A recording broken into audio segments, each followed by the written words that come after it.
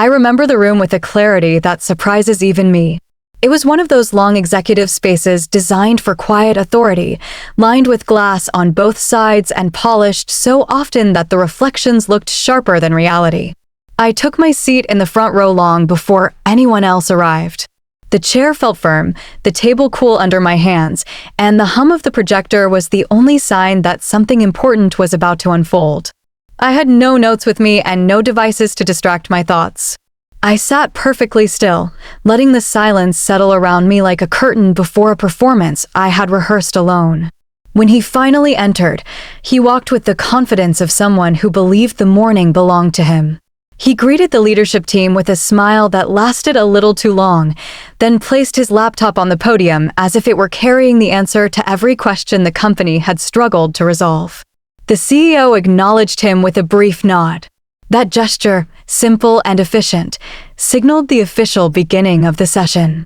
The lights dimmed slowly, as if the room itself were preparing to observe without interruption. The first slide appeared. It glowed brightly across the wall, filling the room with carefully arranged figures and statements that looked authoritative at first glance. I watched the executives lean forward slightly, each of them ready to evaluate the work they believed he had produced. None of them had any reason to suspect the truth behind the neat charts. None of them imagined that every item, every projection, every line of analysis had been taken from my login. To them, it was a presentation like any other. To me, it was the final act of a decision I had made in complete silence. I did not react. I did not shift in my chair. I did not allow the smallest expression to appear on my face. I let the room believe whatever it needed to believe. My stillness was not resignation. It was preparation. Weeks earlier, I had discovered irregular activity inside my digital workspace. Access logs that showed my credentials being used while I slept. Edits made in sections that only I was authorized to review. At first, I considered alerting the security team, but years of experience had taught me the value of watching before acting. I chose observation over confrontation. Once I understood what he had taken and how he intended to use it, I crafted a quiet response. I did not lock him out. I did not report him. I did not accuse him of anything. Instead, I replaced the original files with 6 carefully constructed versions that no longer reflected reality. They were not chaotic or suspicious. They were polished enough to pass a superficial review, yet flawed enough to collapse under scrutiny. I placed them exactly where he expected them to be and waited for him to walk directly into the trap he believed was an opportunity. And now, as he spoke confidently to the most influential people in the company, I saw the subtle cracks forming in his posture. His voice remained steady, but he had no idea that every sentence carried the weight of information that could not survive a serious question. Watching him explain projections that never existed and defend interpretations built on smoke revealed something important. The moment someone steals your access, they are no longer competing with you. They are revealing themselves. They are turning into a test of patience. I had chosen to remain silent, and silence had brought us both to this room. When I first joined the company, the building itself felt larger than anything I had ever seen. Over the years, that size no longer impressed me, but the responsibility placed on my shoulders did. I earned my position slowly, through habits that never changed. Arriving early, staying late, and leaving a trail of work that never needed correction became my signature long before anyone handed me a title. Time has a way of shaping reputations without noise, and mine grew quietly in the background while others competed for attention in every meeting they entered. The executives began to rely on me for matters that required accuracy rather than presentation. They trusted me with figures that shaped major decisions because I never dressed them up to please an audience. I gave them the truth as the system revealed it. Nothing more, nothing less. My reports were steady, predictable, and consistent, and that steadiness created a form of accessibility that younger employees often overlooked. They believed influence was measured in volume. I understood influence was measured in reliability. This is how I came to hold access that most people in the building never even knew existed. My login reached sensitive areas of the internal architecture, not because I demanded it, but because my work required me to navigate complex data landscapes without interruption. Forecast models, compliance documentation, unreleased projections, and performance summaries from departments that rarely communicated with one another were all part of my daily responsibilities. I never shared those pathways with anyone and never used them for personal leverage. Protecting them was as natural to me as protecting my own signature. Years passed and trust deepened. The leadership changed several times, yet each new executive learned quickly that I was the person they could count on when clarity was more important than comfort. I became familiar with the moments when a decision needed to be made quietly and with precision. I also recognized that true responsibility is not loud. It is a weight you carry without seeking applause. This understanding shaped the way I approached every assignment that crossed my desk. Because of this history, it took much longer than expected for me to accept that something had gone wrong. The first irregularity appeared small, almost harmless. A timestamp that did not match my work pattern. A modification in a document I had not opened that day. I brushed it aside, assuming a system sync or an automated process had produced the anomaly. Decades of stability had conditioned me to believe in internal order. I was not naive. I was accustomed to consistency. But the irregularities continued, each one too subtle to raise a direct alarm yet too persistent to ignore. I found myself reviewing logs late into the evening, searching for explanations that should have been simple. When none appeared, I realized I had moved from curiosity to concern. Someone was stepping into spaces they were never meant to see. Someone was using privileges they had not earned. And that realization created a kind of silence inside me that I had not felt in years. The discovery affected me not because the information was sensitive, but because trust had been violated in a way that felt personal. Betrayal inside a workplace does not always arrive with raised voices or dramatic actions. Sometimes it arrives quietly, in the form of a colleague who sits only a few steps away from your desk, offering polite greetings while taking what does not belong to them.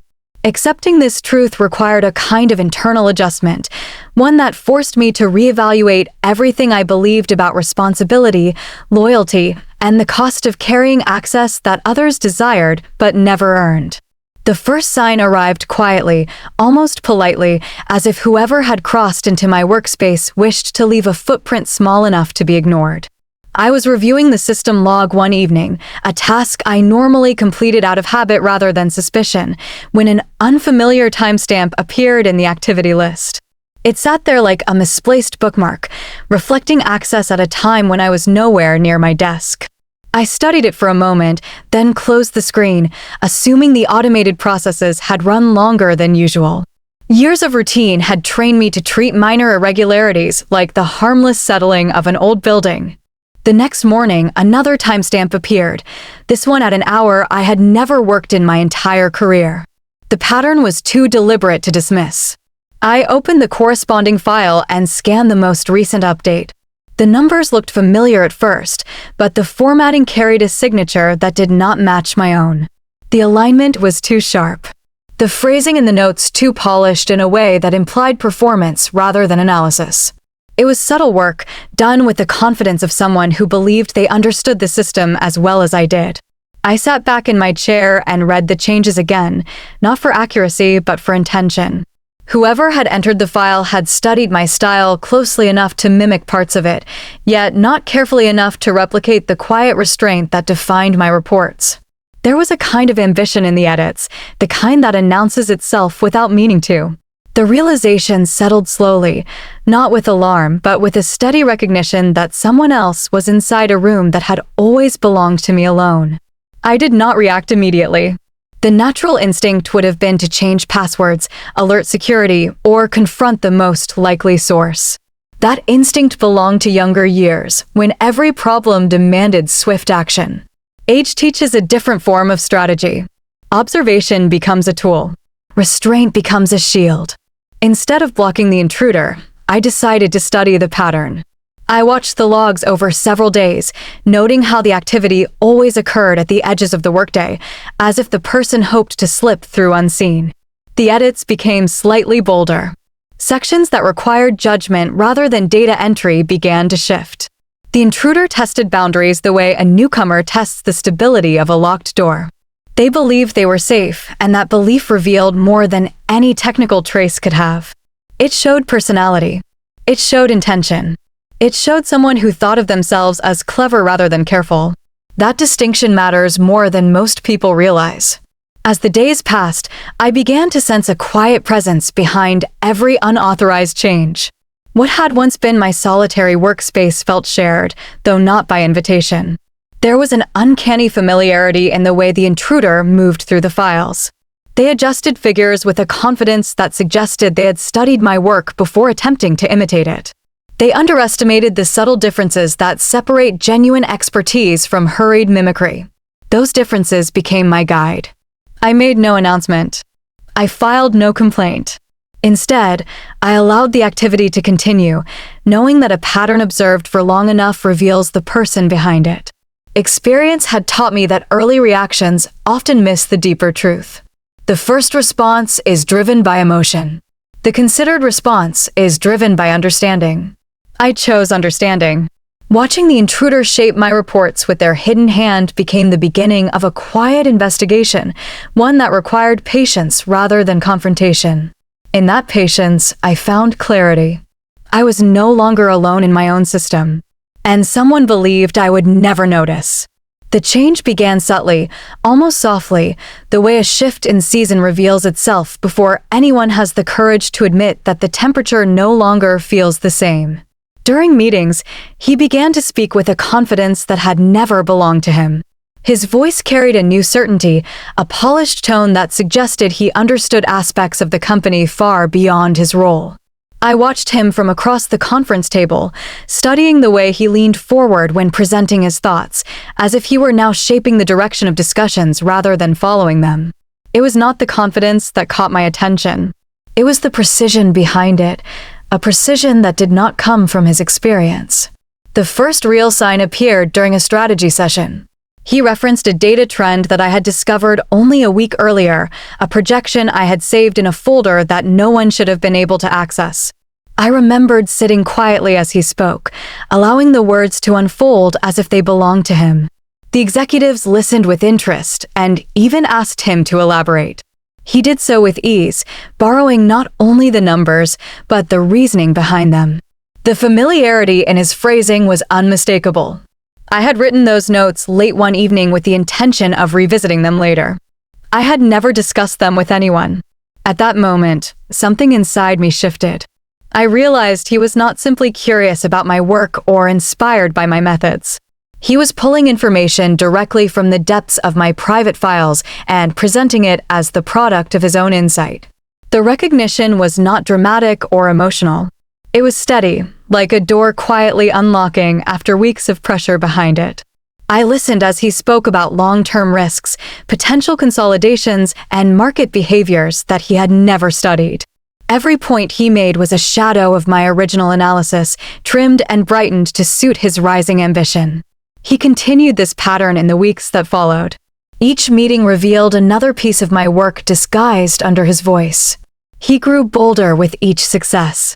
Executives began to turn toward him when discussing major decisions, treating him as a source of emerging talent. He offered suggestions with the calm ease of someone who believed he was finally being recognized for the brilliance he had always imagined he possessed. He walked through the office with a lifted posture, unaware that his newfound confidence was built upon material he had never created. I observed in silence, allowing the transformation to take shape. Experience had taught me that people reveal their intentions not through their first bold act, but through the way they behave once they believe they have escaped consequence. He seemed convinced that I would never notice the subtle fingerprints he left across my work. His timing, his vocabulary, even the structure of his explanations carried echoes of my own patterns. Yet he spoke as if he were uncovering each idea for the first time. The moment of clarity arrived during a leadership review when he introduced a long-term forecast that I had drafted but never finalized. He even used the same color scheme I reserved for early-stage concepts. The executives applauded the thoroughness of his research. He accepted their praise with a calm smile that revealed he believed every opportunity belonged to him now. That was when I understood the truth. He was not borrowing from me. He was constructing a foundation for his future, one piece of stolen work at a time. He believed the path he had taken would never be discovered. That belief was his greatest mistake. The night I discovered the full extent of his intrusion, I sat alone in the office long after the cleaning crew had finished their rounds. The building had a particular silence at that hour, the kind that settles only when every door has been closed and every elevator rests in place. I stared at my screen at the unauthorized sequence of log entries and considered what most people would have done the moment they realized someone had slipped into their digital space. They would have changed their password, contacted security, and built a wall high enough to keep even a curious breeze from passing through. It would have been the logical reaction. It would have also been the least intelligent one. Instead, I leaned back in my chair and asked myself the question that would shape everything that followed. What happens if I let him continue? It was not a question born from anger or fear. It came from a place of experience, from years of watching patterns form long before anyone else noticed them. I wanted to see how far he believed he could go without consequence. Ambition without restraint is a revealing force. It shows how a person behaves when they think eyes are away from them. I needed to see his behavior clearly, without interruption. I reopened the files he had touched and examined the sections he had manipulated. His edits showed confidence, but not wisdom. He believed that mimicking my structure was enough to hide his tracks. He believed the system would protect him simply because it had protected me for so many years. His certainty amused me more than it unsettled me. The more I studied his work, the more I realized he did not understand the depth of the environment he had entered. He had wandered into a space that required far more discipline than he possessed. Rather than seal the door, I left it ajar. I watched his patterns unfold with the patience of someone who understood that timing matters more than reaction. Every night he returned to the same files and moved through them with the same confident rhythm. He adjusted numbers, refined conclusions, and shaped narratives he hoped would elevate his standing. He acted as though the company owed him recognition simply because he had discovered a shortcut. He never paused to consider that a shortcut borrowed from another person rarely leads to the future he imagined. With each unauthorized visit, I learned more about his intentions. He was not searching for small advantages. He was preparing for a moment of visibility, a presentation or proposal that would allow him to step beyond the responsibilities of his role. He wanted to be seen. He wanted to be celebrated. He wanted to reshape his trajectory without doing the work required to earn it. Understanding that intention made my decision clear. I began replacing the contents of the files he accessed, one section at a time. I did not create chaos. I built a landscape that appeared complete on the surface, but lacked the integrity required to withstand genuine inquiry. The figures were neat. The projections were attractive. The summaries were polished. Yet each component contained a quiet imbalance, the kind that only reveals itself when someone must defend it. I crafted these adjustments slowly, ensuring that nothing looked suspicious to an untrained mind. I wanted him to believe everything he saw.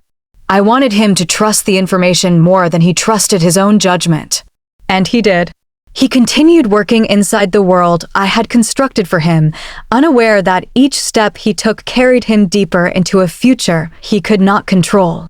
I watched him walk forward with confidence, not realizing that the ground beneath him was no longer his own. The idea for the 6 files came slowly, forming first as a passing thought and then growing into a deliberate design. I understood that confronting him would accomplish nothing. He would deny. He would deflect. He would pretend ignorance until the conversation exhausted itself. I wanted something different. I wanted clarity that could not be debated. Clarity arrives not through accusation, but through consequence. That understanding became the foundation of what I built next. I began by opening the folders he visited the most. He always returned to the same cluster, the ones containing long-term forecasts, compliance summaries, and preliminary risk assessments. These documents shaped decisions that reached the highest levels of leadership. They required precision, history, and context. They were also the perfect tools for revealing intention. If he believed he could rely on them, he would commit to them publicly. And once he committed, the truth would no longer be controlled by either of us. It would stand on its own. The first file I rewrote looked entirely normal at a glance. The structure remained familiar, the tables aligned, and the commentary balanced. Yet inside a single column, I altered one assumption, small enough to blend into the layout yet significant enough to distort every projection built upon it. Anyone skimming the document would accept it without question. Anyone defending it under scrutiny would discover the fragility beneath its polished surface. I saved the file and logged the change with quiet precision. The second file required more subtlety. Compliance summaries are expected to be clean and orderly. A misplaced figure draws attention immediately. Instead of altering numbers, I adjusted the interpretation of a regulation in a manner that appeared plausible but carried a time-based contradiction. During a routine conversation, such an interpretation might pass unnoticed. During an audit, it would unravel quickly. I saved this file as well, noting the revision in a separate record only I could access. The third file involved forecasting seasonal trends. He had always been eager to present ideas that sounded bold. I replaced a key indicator with a pattern that seemed promising but lacked realistic foundation. The change flattered short-term outcomes while weakening long-term conclusions. It was the kind of flaw that reveals itself only when someone tries to explain the logic behind it. He would not recognize that vulnerability. He would simply see a projection that appeared brilliant at first glance. The remaining 3 files followed the same principles. Each one held a truth wrapped in an illusion, not to deceive the company but to expose the person who had crossed a boundary without understanding its weight. These were not traps designed to harm. They were mirrors designed to reflect intent. If he accessed them, he would reveal his ambition. If he used them, he would reveal his dependence. If he presented them, he would reveal himself. Once the 6 files were complete, I placed them carefully back into the system. Everything looked unchanged. The folder structure remained intact. The naming conventions followed the same rhythm. Nothing appeared out of place. Only someone who understood the deeper logic behind the documents would recognize that the truth within them had shifted. He did not possess that level of insight. He possessed only the desire to climb. Then I waited. I watched the activity logs day after day, observing the moments he entered the files and the sections he studied. He moved through them with growing confidence, unaware that each step carried him further from the reality he believed he controlled. The system held every timestamp, every edit, every moment he treated my workspace as his own. And I remained silent, knowing that the truth would arrive in its own time, carried not by confrontation, but by the very files he trusted without question. The moment he stopped asking questions was the moment I understood he had crossed an invisible threshold. Ambitious people rarely fall because of their hunger. They fall because of their certainty. And certainty had begun to shape every part of his behavior. He no longer hovered near my desk with casual inquiries disguised as conversation. He no longer pretended to seek guidance through polite remarks. Instead, he moved with the quiet assurance of someone who believed he had outgrown the need for oversight. He trusted what he found in the system completely, convinced that my files served as the foundation he needed to rise. I watched him from a distance as he opened documents without hesitation, scrolling through projections and summaries with increasing speed. Each visit reinforced his confidence. He saw only a smooth path ahead. He never paused to consider that ease can be the most dangerous invitation. His belief in the accuracy of every figure he encountered grew stronger each week. He relied on the information as if the system had chosen him rather than tolerated him. He no longer checked sources. He no longer confirmed assumptions. He embraced the illusion that mastery had replaced imitation. His change in behavior extended into meetings. He began speaking with an air of ownership, presenting small insights drawn directly from the modified files. These moments were subtle at first. A comment here, a suggestion there. But each contribution revealed a growing certainty that he was ready for a larger stage. The leadership team noticed the shift. They saw enthusiasm and confidence, unaware they were witnessing a performance built entirely on information he had not created. I saw something different. I saw a man stepping deeper into a story he did not understand. The turning point came on a Tuesday morning during a routine planning session. He waited until the conversation settled, then announced that he had been preparing an expansive analysis that could influence the company's long-term direction. The room grew quiet. Executives looked toward him with interest. He mentioned projections, models, and evaluations that he claimed to have refined through careful study. I recognized each reference. They were the very files he had taken from my login, the 6 documents that no longer carried the truth he assumed they did. When the session ended, he approached the executive coordinator with an unusual request. He wanted the next available slot in the leadership calendar to present his findings. Not a casual update, a full session. High visibility, high expectations. A moment that could reshape his standing in the organization. It was the kind of opportunity ambitious employees wait years to receive. He believed he had earned it. He believed he was ready. The coordinator forwarded the request to the planning committee, which included me as a reviewing member. I read the message carefully, aware of the significance contained within those short sentences. He was asking not just for time. He was asking for validation. He was asking for the spotlight. He was asking to step onto a stage built entirely from information he did not understand. The committee agreed to consider the request. All that remained was formal approval. When the calendar invitation arrived in my inbox, I opened it slowly. The subject line displayed his name with a confident title attached to it. The meeting room assigned was one of the largest in the building. The audience included top executives, department heads, and the decision-makers whose influence extended far beyond daily operations. It was exactly the kind of presentation he had secretly prepared for while moving through my files each night.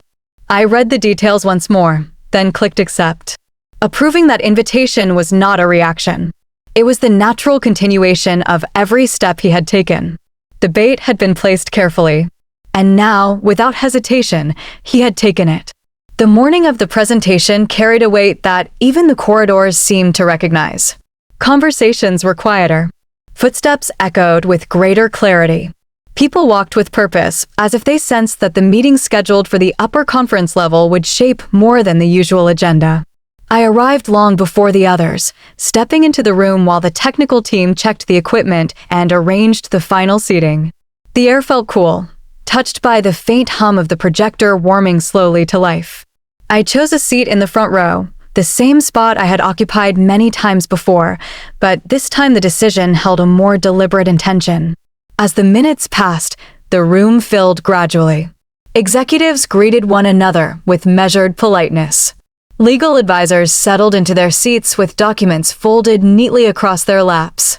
The finance team positioned themselves near the middle, prepared to examine every figure displayed on the screen. Their collective presence gave the space a gravity that could not be ignored. Everyone understood the importance of the session, even though most believed it would simply be a demonstration of rising talent. He entered moments before the meeting began. His expression carried the mixture of pride and nerves that often appears when someone steps into a moment they have long imagined. He walked to the front with a practiced calm, placing his laptop on the podium as though he had prepared for this opportunity his entire life. I watched him connect the device, noticing the slight tremor in his fingers. It was subtle enough to escape general attention, but visible to someone sitting close. He glanced toward the audience, giving a controlled smile that did not quite reach his eyes. When the CEO signaled for him to begin, the room settled into complete stillness. The lights shifted, leaving the stage area illuminated while the rest of us watched from the dimmed seating below. The first slide appeared clean and polished. He began speaking with a steady tone, projecting confidence that seemed strong enough to carry the entire session. For a moment, he appeared to believe that everything would unfold exactly as he had rehearsed. His voice remained smooth as he introduced his opening analysis. Executives nodded, acknowledging the clarity of his explanations. The atmosphere remained supportive. Nothing in the room hinted at the unraveling that waited quietly within the data he was presenting. He moved through the early slides without hesitation, relying on the structure he believed reflected his own skill. I sat without moving, my hands resting lightly on the table, observing the tempo of his delivery. As the presentation progressed, the questions began. The first came from finance, a simple request for clarification regarding a variance in projected growth. He answered quickly, still confident. The second came from legal, asking about compliance interpretation. His tone thickened slightly, but he managed to respond with composed assurance. The room watched him with increasing interest. The ease he displayed at the beginning began to fade as deeper questions emerged. The shift happened slowly, almost imperceptibly. His responses became more deliberate. His pauses grew longer. He began searching his notes more frequently, though he had once claimed the material was committed to memory. The rhythm of his speech changed, losing the early momentum. When the CEO asked him to explain the foundation behind a key assumption in one of the models, he hesitated for the first time. It was a pause that stretched just long enough to reveal uncertainty. From my front row seat, I saw the tremor in his hands return, stronger this time. He tried to mask it by adjusting the papers on the podium, but the gesture only drew quiet attention to the strain building within him. His confidence, once so carefully shaped, began to fracture under the weight of questions he could not answer without exposing the truth he had buried beneath borrowed work. By the time he reached the final slide, the room no longer viewed him as a rising star. They saw a man struggling to hold together a story that was slipping through his grasp, piece by piece, in front of every person who mattered. The shift in the room began long before the final question was asked. It started with a small exchange between him and the finance team, a moment that appeared harmless, but carried the first hint of tension. A senior analyst asked him to explain a subtle variance in the third quarter projection, a figure that should have aligned with a pattern established over several years. He spoke quickly, offering an answer that touched the surface, but never reached the depth the analyst expected. The response earned a polite nod, yet curiosity lingered in the air. Legal followed with a question of their own, focusing on the interpretation of a regulatory guideline that shaped one of the compliance summaries he had presented. It was the kind of question that required not only familiarity with the rule, but also an understanding of how it applied to the company's operations. He hesitated for a moment, then produced an explanation that sounded confident enough to satisfy a casual listener. It satisfied no one in the legal row. I could see them exchange a quiet glance, the kind that signals something has caught their attention. Despite these early signs, the atmosphere remained controlled. The audience believed he was simply experiencing the usual pressure that accompanies major presentations. He tried to maintain his composure, shifting his weight slightly and offering a smile that spoke more of effort than ease. His voice remained steady, but the certainty that defined his early slides had weakened. The room sensed it. People leaned back in their chairs, waiting for clarity. Some waited for reassurance. Others waited for the moment when the questions would reveal the truth beneath the polished visuals. Then the CEO leaned forward. He had listened in silence through most of the session, studying the presentation with an expression that revealed very little. His presence always changed the tone of a meeting. He was known for his ability to identify inconsistency with remarkable precision. When he finally spoke, the entire room turned toward him, aware that his questions were never casual. He did not ask for more charts. He did not request additional figures. He asked something far simpler, a question that required no technical vocabulary and no rehearsed response. He looked directly at the presenter and asked, "Can you confirm the source of this data?" The words carried no accusation. They carried only the weight of leadership expecting transparency. The answer came immediately. He did not pause. He did not reconsider. He spoke with the confidence of someone who believed there was no risk in the truth he claimed to own. He said the material came from his department's secured files.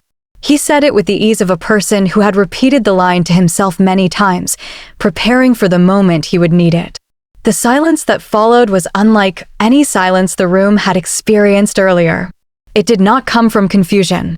It did not come from surprise. It came from recognition. The executives knew the department he mentioned did not control the kind of access required to build the models he presented. The finance team understood that the projections he displayed originated from a system far beyond his clearance. Legal understood that the compliance interpretations he had spoken about rested in a part of the digital structure reserved for individuals with long-established authorization. The CEO did not respond immediately. He sat back in his chair, studying him with the calm patience of someone who recognized a door had just opened into a truth the speaker had not prepared to defend. Several pairs of eyes turned toward me in the front row, not because I had spoken, but because the weight of the silence pointed in my direction without a single word being said. In that single moment, the room changed completely. The presentation was no longer about numbers. It was about origin. It was about ownership. It was about trust. And the silence that filled the space carried the unmistakable signal that the story he had constructed was beginning to collapse in real time. The silence that followed his confident claim did not last long. It shifted into movement, quiet but unmistakable, as the IT director leaned toward his team and signaled for them to begin a verification check. They opened their tablets, tapped into the administrative console, and began cross-checking the access logs associated with the files he had presented. I watched the process unfold with the calmness of someone who had expected this moment long before it arrived. The room waited with an uneasy patience, aware that something significant was taking place behind the glow of those screens. Within minutes, the IT team began exchanging glances. The lead technician lifted his eyes toward the director and tilted the screen slightly. Even from my seat in the front row, I could sense that the numbers they were reviewing did not match the story being told at the podium. They checked again, scrolling carefully through each timestamp, following every entry with the discipline of people who understand the impact of even the smallest detail. When the director finally turned toward the executives, his expression carried the unmistakable weight of inconsistency discovered. He informed the CEO that the access path for the files shown in the presentation did not originate from the department that had been claimed. Instead, the logs pointed to a senior authorization that did not belong to the speaker. The room absorbed this information without a sound. No one gasped. No one whispered. Silence surrounded the revelation like a shell. The discrepancy alone was enough to raise concern, but the director continued, explaining that the logs showed repeated entry into folders the presenter had no clearance to view. The words were delivered with professional restraint, but the implication was sharp. The CEO shifted his attention to the audit manager, who immediately requested the original files for verification. It was a straightforward request, one that normally confirmed accuracy within moments. The presenter hesitated before accessing the system, his fingers moving across the keyboard with a stiffness that betrayed his inner panic. He opened several folders, clicked through multiple directories, and finally located the documents he believed would match the slides behind him. When the first file opened, the room leaned slightly forward. Audit compared the numbers on the screen with the figures displayed in the presentation. The mismatch was immediate. Columns did not align. Projections were different. Assumptions had shifted. The second file was opened, then the third. Each comparison revealed the same issue. The documents in the system did not match the polished models he had shown the executives. The variations were not small. They were structural. The kind of differences that suggested deliberate construction rather than simple error. No one looked at me during this process. They did not need to. The truth did not require my voice, my gesture, or my explanation. The system itself carried the record of every interaction that had taken place. It held the timestamps, the user paths, the revision histories, and the digital fingerprints that exposed every unauthorized step he had taken. The evidence existed independent of any personal opinion or accusation. It spoke with the authority of unaltered fact. The presenter continued to click through folders, searching desperately for a version that matched his slides. His breathing grew shallow. His speech faltered. He tried to explain the differences as technical glitches. He tried to suggest that automated updates might have occurred. His voice grew more strained with each attempt. The executives listened, not with anger, but with a calm that signaled their attention had shifted from his words to the truth unfolding behind him. The CEO requested a full freeze on the session and ordered IT to pull a complete access report. The command carried a finality that settled over the room like a closing door. For the first time since this process began, he realized that no explanation could rescue him. The system had already spoken. It had told the story he hoped would remain hidden, and it had done so without hesitation, without emotion, and without the slightest need for my involvement. And in that moment, the consequences became undeniable. The moment the inconsistencies appeared on the screens, his confidence began to loosen, not in a dramatic way, but in small cracks that revealed themselves through shifting posture and trembling breath. He stood at the podium with the determination of someone trying to hold together a story that could no longer support its own weight. The executives waited for clarity, but clarity requires truth, and truth was the one element he no longer possessed. He attempted to respond with technical explanations, reaching for words that had served him well in earlier meetings. This time those words carried no anchor. He tried to explain the mismatches as formatting errors, hoping to suggest that the system had reorganized figures without his knowledge. The finance team watched with careful eyes, knowing that such errors did not occur without a trace. When pressed for details, he shifted to the possibility of recent updates, claiming that his slides had been prepared before the latest system refresh. The IT director responded calmly that no refresh had taken place in several weeks. His shoulders tightened slightly at that confirmation, as though each fact pulled another thread from the fabric of his presentation. Now trapped in a corner of his own construction, he moved from explanation to defense. He insisted that the data he had collected was legitimate when he retrieved it, that someone might have altered the originals after he completed his analysis. This claim required him to imply that another person had entered secure folders and changed the foundation of his work. The room observed him with a composure that revealed disbelief more than anger. Executive rooms rarely erupt. They observe.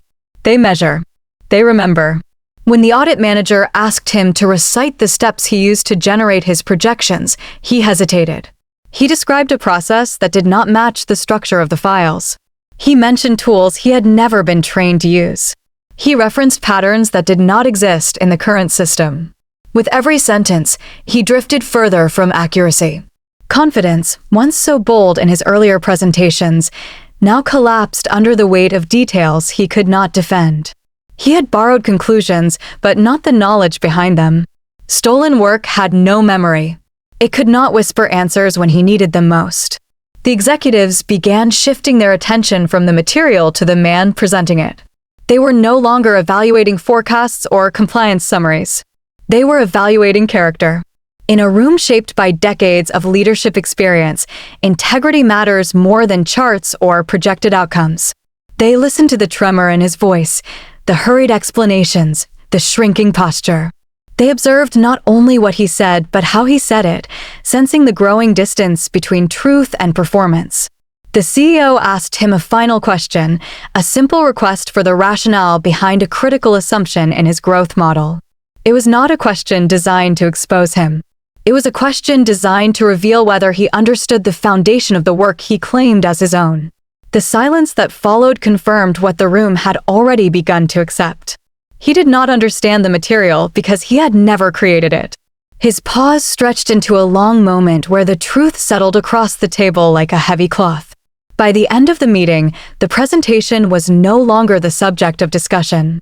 The numbers no longer mattered. The company could recover from flawed projections, but recovering from compromised integrity demanded a different response.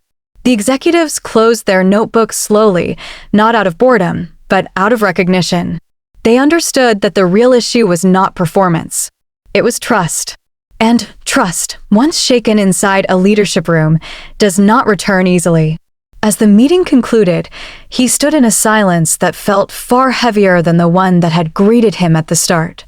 The applause he once imagined for himself had vanished.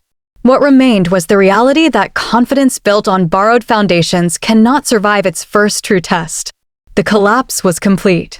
When the meeting finally ended, the room emptied slowly, as if everyone felt the need to absorb what they had witnessed before returning to their usual routines. The executives gathered their papers with deliberate movements, avoiding unnecessary conversation. The finance team walked out in tight formation, already preparing the follow-up review they knew would be required. Legal lingered for a moment near the door, exchanging brief comments that carried the unmistakable tone of concern. Through all of this, I remained seated, waiting for the room to settle. I had no intention of leaving early. The CEO stood near the head of the table, reviewing the notes he had taken throughout the presentation. His expression revealed nothing about his thoughts. He closed his folder gently, then looked toward me with a quiet gesture that indicated I should remain while the others left. There was no urgency in his movement, no raised voice, no theatrical display of authority. He simply waited until the last person stepped outside and the door closed with a soft click, sealing the room in a stillness that felt heavier than any silence earlier in the day. He approached me with a calmness that suggested he already understood more than he intended to reveal. He asked me to walk with him to the smaller conference room adjacent to the main space. The room was bright, lined with glass panels that softened the morning light. He took a seat at the table and motioned for me to sit across from him. The atmosphere carried neither accusation nor sympathy. It carried expectation. He wanted the truth, but he wanted it delivered with the precision he had come to recognize in my work over the years. I reached for my folder and opened it without hesitation. I did not begin with explanations or opinions. Instead, I placed a printed timeline on the table, a sequence of timestamps drawn from the system logs. Each entry showed unauthorized access, recurring at hours when I was not present. I slid the page toward him and allowed him a moment to study it. His eyes moved steadily across the lines, absorbing each detail with the focus of someone who had spent a lifetime analyzing complex information. Next, I placed the internal logs that tracked user activity. These records showed not only the unauthorized entries, but the paths taken within the system. Every click, every file opened, every revision applied. I allowed the documents to speak for themselves, offering no commentary. He reviewed them carefully, occasionally lifting his gaze toward me as if measuring the weight of what he was seeing against the judgment he already suspected he needed to make. After the logs came the file histories. These pages contained the revision layers that many employees never bothered to examine. They showed the original versions, the altered versions, and the sequence of edits made over time. They revealed precisely where my work ended and where the unauthorized additions began. I placed each sheet on the table with deliberate calm, creating a clean path from evidence to understanding. The CEO followed the progression with the same level of concentration he applied to the company's most critical decisions. Throughout the conversation, I never raised my voice. I never implied blame beyond what the documents revealed. I never attempted to embellish or dramatize the situation. My role was not to accuse. My role was to clarify. I allowed the structure of the evidence to complete the work my patients had initiated weeks earlier. The CEO understood this approach. He had risen to his position not through impulse, but through the ability to interpret patterns others overlooked. When he finished reviewing the final page, he leaned back in his chair and exhaled quietly. It was not a sigh of frustration. It was the sound of recognition, the realization that the truth had been presented with undeniable clarity. He thanked me with a measured tone, not for bringing him a problem, but for bringing him the complete picture. As I gathered my papers, he assured me that the next steps would follow the formal process, a process that would rely not on emotion, but on the undeniable structure of the facts. And with that, he dismissed me. The conversation I never requested had ended exactly as it needed to. There is a moment in life when experience speaks louder than impulse, a moment when the years behind you guide your choices more clearly than any instruction manual ever could. As I walked out of the building that evening, leaving the investigation in the hands of those responsible for enforcing company policy, I felt no triumph and no rush of satisfaction. What I felt instead was the quiet certainty that everything had unfolded exactly as it needed to. Age teaches you that response is not always the same thing as reaction. Reaction belongs to the young. Response belongs to those who have lived long enough to understand the value of waiting. When someone violates your space, your instinct may urge you to confront, defend, or correct immediately. But with time comes a different form of wisdom. You learn that people often reveal more about themselves when you stay silent than when you argue. Silence is not weakness. It is a position. It allows truth to gather its own momentum. In this situation, I chose not to rush, not because I lacked the ability to intervene, but because I understood that intervening too soon would rescue him from the consequences he had earned. As the days passed following the presentation, I observed the unfolding process with a steady calm. The audit team began their formal review, collecting every log, every access trail, and every historical record connected to the files he had used. They moved through their work with precision, verifying each detail methodically. I did not need to involve myself beyond providing the documentation I had already gathered. The truth no longer required my presence. It had anchored itself firmly in the system, and the system was speaking with the clarity that only evidence can provide. Leadership met several times to discuss the outcome. They reviewed the discrepancies in his presentation, the contradictions in his explanations, and the unmistakable reliance on material he had no authorization to access. I heard from colleagues that he tried to soften the narrative, insisting that he must have misunderstood the structure of the files. But misunderstanding does not rewrite timestamps. Misunderstanding does not produce identical sentences lifted from another person's work. Misunderstanding does not walk into a room and present someone else's projections as original creation. Eventually, the decision reached him. It arrived quietly in an envelope delivered by Human Resources, containing the words that confirmed his employment had been terminated. No spectacle, no announcement, only procedure.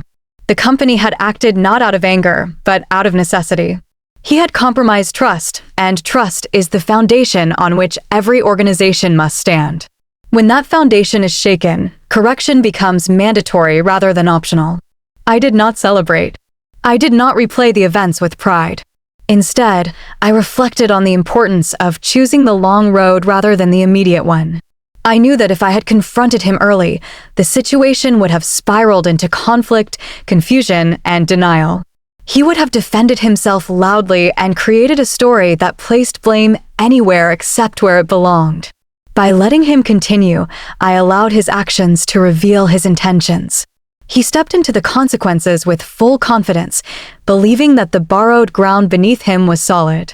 For those who have lived enough to understand the weight of time, this is the lesson. You do not need to react instantly. You need to position yourself so the truth can rise without your hands pushing it. When someone steals your access, they create the conditions of their own downfall. They build a path they cannot defend once the light reaches it. Your task is not to chase them. Your task is to stand still and let their choices walk them exactly where they claimed they wanted to go. I did not expose him. I let him present himself. And the impact of that choice lasted far longer than revenge ever could.